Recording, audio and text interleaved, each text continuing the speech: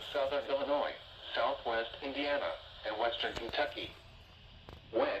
From noon Tuesday to 9 a.m. Wednesday. Impacts. Plan on slippery road conditions. The hazardous conditions could impact the Tuesday evening and Wednesday morning commutes. Additional details. White snow is possible early Tuesday, which may bring light accumulations and bring hazardous travel conditions. However, the heavy snowfall is expected later in the afternoon and into the night.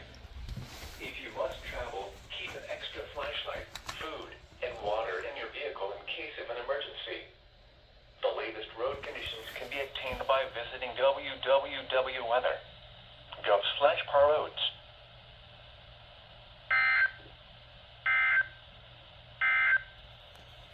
Now for the official National Weather Service.